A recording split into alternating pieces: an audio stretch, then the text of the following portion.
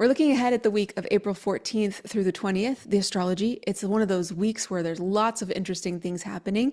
And instead of just going in a, week day by day kind of astrology, blah, blah, blah, blah, blah, I thought we'd do something different. I thought we'd do something fun, keep it a little bit fresh. And thematically, I was looking at all these days and I could connect a couple of things to some ideas that happened to be Spanish. And so I've never been to Spain. I've never been to Spain. I thought, hey, how about we take a trip this week through the astrology? And each day that I have for you, we're going to be in a different part of Spain to talk about the astrology. Anyway, we can do whatever we want. We can do whatever we want. Doesn't matter. April 14th, that's Monday. Sort of a big but subtle thing is happening. It's the North Node and Saturn conjunction. So we're starting off in Barcelona or Barcelona. I'm not sure exactly. I've never been to Spain, but I think they say it like that. Anyway, there's something there that's been being built since 1882, and it's still not finished. It's a cathedral. Saturn cathedrals, they go together well. It's called La Sagrada Familia, and it's dreamed up by Gaudi. Gaudi was the architect. It's this incredibly fluid, unusual. It's like nothing you've ever seen before. Beauty, time, flow, flux. It's just bizarre.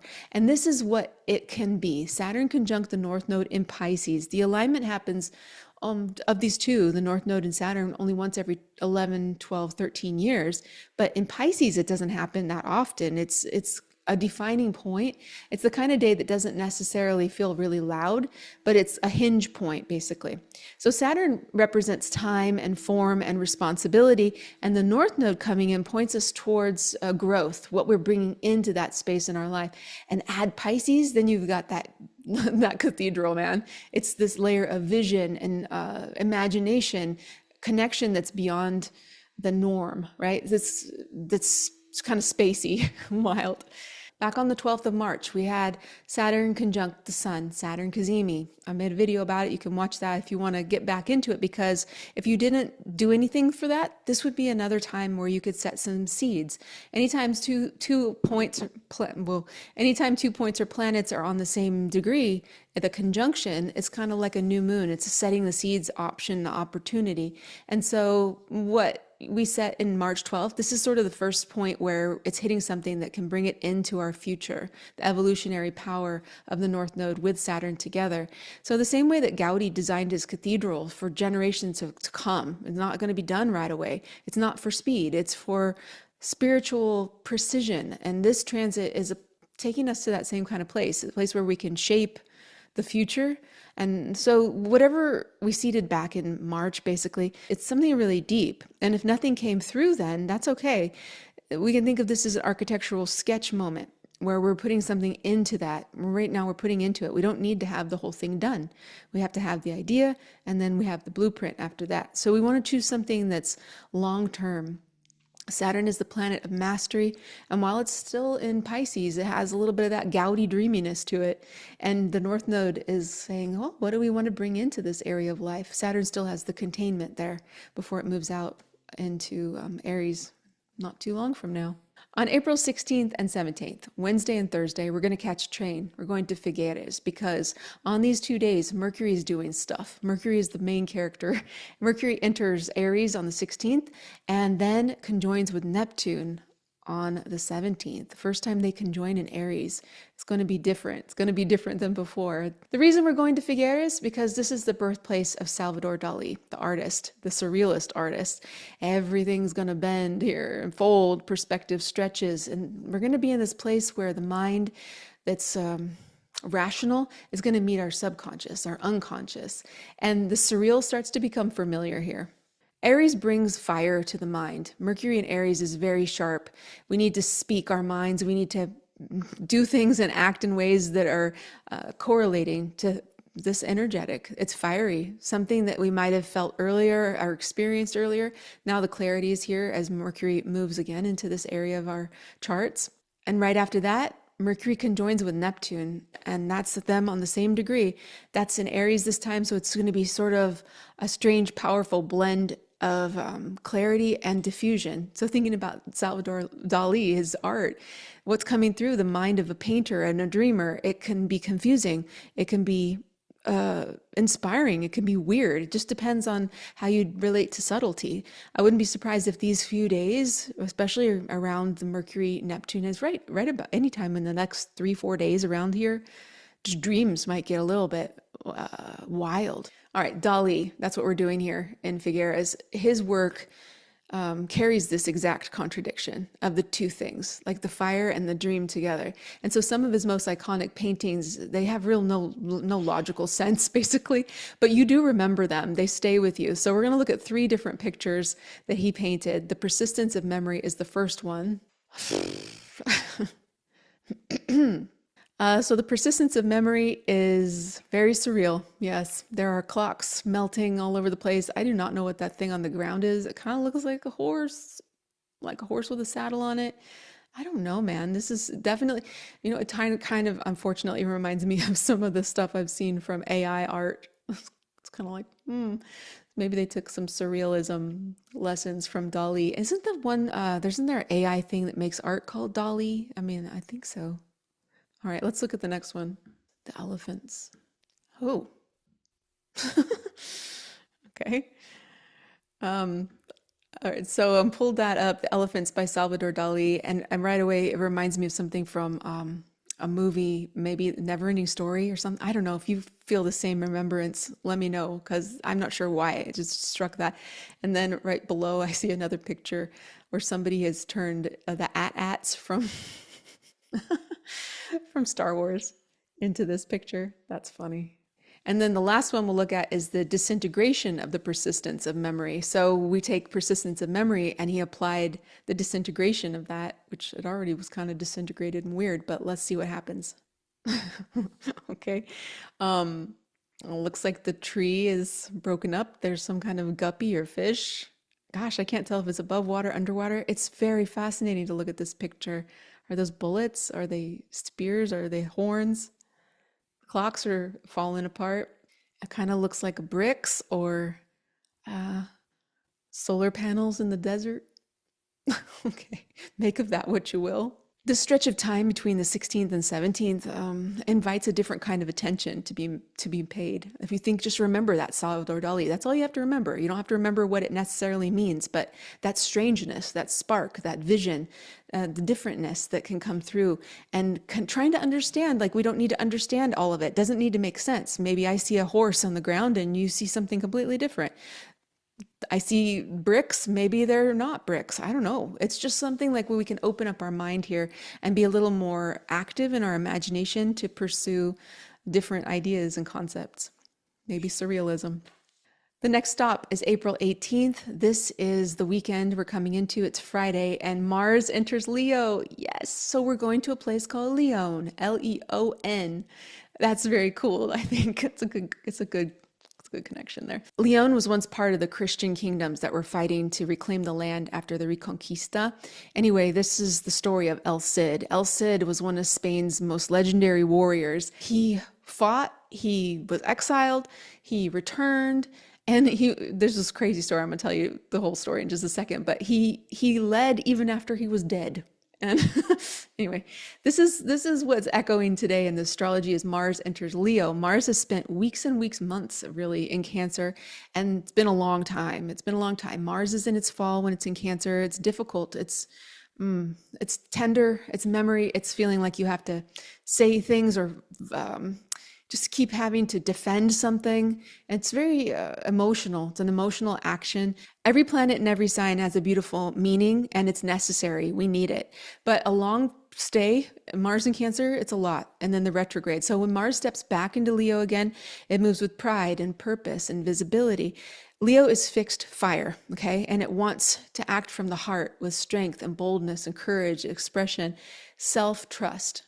That's really what the deal is here. And this is a return with direction. We've been through something with Mars in Cancer for the last several months. And so had El Cid. El Cid. Let's learn about him.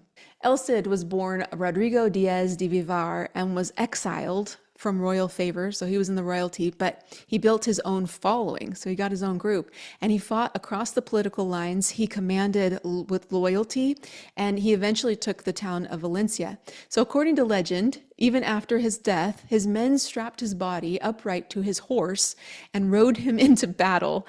And then the enemy saw El Cid, and just seeing that El Cid was there, they got scared and at the sight of him, and the city was held. He got to keep Valencia even though he had already passed on. What does that mean? It just means that that's the energy of Mars and Leo. There's this power, legacy, and motion. It doesn't matter where you've been or what you've done. It's just like this courage that it carries weight even after death, leadership that speaks even when there's silence. So, well, the other idea I had actually about this one before I was going with my Spain trip with you was Simba from The Lion King, Return of the King to Pride Rock, or Simba, has something really bad happen to him and he exiles himself and he has to go have his adventures with the Pumbaa and Timon, and then he realizes he has to go back and face the truth and returns to the battle scar. And then after that, that would be all that Mars and Cancer stuff. Then Mars and Leo is when he's returned, and he's returned Pride to Pride Rock, and all the good things happen after that. Not to spoil The Lion King, but Mars stays here until mid-June, so it's really cool to choose some action right now that reflects who you are becoming. Feel it in whatever area you have Leo in your chart. It's going to be powerful. Let your body move, let your voice rise, be courageous, reclaim what you handed off when times were heavy, and things are going to feel better now in that area of a life. So very courageous Leo stuff. Lead by doing, show your strength, but all with heart-centeredness. On our Spanish trip, we're going to turn up in Seville. Seville, this is where the air is a little different. The gestures are sharper. It's very romantic and dramatic and interesting, expressive. Why? Because this is the home of flamenco. And flamenco is a music, it's a dance, it's a vocabulary of expression. It's rhythm that's carried in the bones. If you watch a flamenco dance, it's emotion that's in form. You see it on their face and their body and their energy. So that's the energy of that day on the 19th on Saturday. It's kind of very expressive. Sun is going to enter Taurus. Taurus is ruled by Venus, of course. Venus is still in Pisces, exalted. So that brings some beauty to this day. But then we have that Mars, Leo, Neptune trine, Aries, that brings the fire and the imagination. A trine is very supportive. When the sun moves into Taurus, it just starts a new season. Aries, the initiator, right? And that's got a lot of energy moving forward into it. But Taurus is the continuation. Taurus is building something that's going to last and taking time to and just see how beautiful this world is. It's the five senses. So that's kind of nice. Taurus is not a real urgent sign. It's resonant, though. It's resonant. It's very deep and grounded. Adding in the Mars trine to Neptune, Neptune's getting a lot of action, isn't it? But anyway, these two forming a trine together, these two planets aren't necessarily, you think of them together as in agreement, but they do because they're both in fire signs. So they're bringing the best of what they have to each other. So Mars is direct and focused, embodied, the return of the king, and Neptune diffuses, it imagines, it idealizes. So together they bring in some supportive action that's aligning with the vision. And fire is energy, it's vitality, it's movement, it's personal authority, authenticity. So a unique pairing, a very cool flamenco style. And Neptune softens it up, but Mars shapes it ideal. I don't know, it's kind of just reminds me of the flamenco that's very engaged. So flamenco does that too. So it kind of gets sort of slow and then it builds back up to this seductive energy. I don't know. On Sunday, April 20th, we're going to let our itinerary go a little bit. We're going to let it get a little fuzzy around the edges because now we've seen stuff, we've seen architecture, we've seen art, we've seen flamenco dance, we've done a lot of stuff. So now we need to just chill for a little bit. So we get invited to a party and we're going to this party on the beach down this really long road. And when we get there, we see somebody we recognize. It's full of people, beautiful people. And this is Joni Mitchell. So we're going back to 1970 and we see Joni Mitchell there at this party. She's barefoot and she's wandering around Europe. She's made her way to Spain. This year I've been doing a bit of traveling on my own aside from going places. and somebody's handed her a guitar. She's smiling, and you could tell she's kind of at the end of her trip. She's been traveling around Europe, and she's kind of wants to take a little time off to do an R&R, sort of R&R stuff. So she bought herself a ticket, caught herself a plane to Spain, went to a party down a red dirt road, and there were lots of pretty people there. They were reading Rolling Stone, they were reading Vogue, were some of those people. And somebody asked her, how long are you going to hang around? She says a week, maybe two, just until her skin turns brown. Then she's going to go home to California. I'm going home to California. Yeah. It's a beautiful day for this because there are stimulating energies about. Venus is going to sextile the North Node, while Venus also conjuncts the North Node, and Venus sextiles Uranus at the same time. So one more thing, Mercury sextiles Pluto. All this is going to make sense. This is a good time to be hanging out by the beach. Sextiles, what are they? We got 3 of them today, and they are 60-degree angles that are stimulating. They don't push, they don't need to push. There's a natural flow. It's the best friend energy is the way I think of it. It's Venus, Uranus, and Taurus, the North Node. They're forming a soft triangle, which is a cycle, a circuit of movement. It's insight, it's creative flow. This is a triad where we're thinking about Venus. What is it? It's beauty, it's love, it's what we enjoy, it's what we value. Uranus is freedom and ingenuity and something striking differently. And then the North Node, it's future direction, it's an evolutionary point. What are we bringing into our lives? And on top of that, we have Mercury sextile Pluto. So Mercury's in Aries, Pluto's in Aquarius. This is firing up the mind. The mind becomes sharper, more honest, more aware of what matters. Pluto is metamorphosis. It's not always scary and bad, right? This is a sextile, so it brings this power of change and a shift in the mindset. Breaking them down a little bit more, Venus conjunct the North Node. This is exaltation for Venus. It's a beautiful spot, place of power, artistic sensitivity, emotional openness. If something stirs for you artistically today, it could be pointing you to the next chapter. And that's part of my Joni Mitchell part, right? She's in Spain. She's been going around Europe and she needs a little break, and she goes here and she's inspired. She's not going to stay there forever, but it inspires her enough that she writes a lyric about it, and that goes into the future. She's putting her art into her lyrics, which brings that party in Spain to me or to you, to anybody listening to that song, California. Venus sextile Uranus is just really good for doing something different with your creativity or with a loved one or a partner.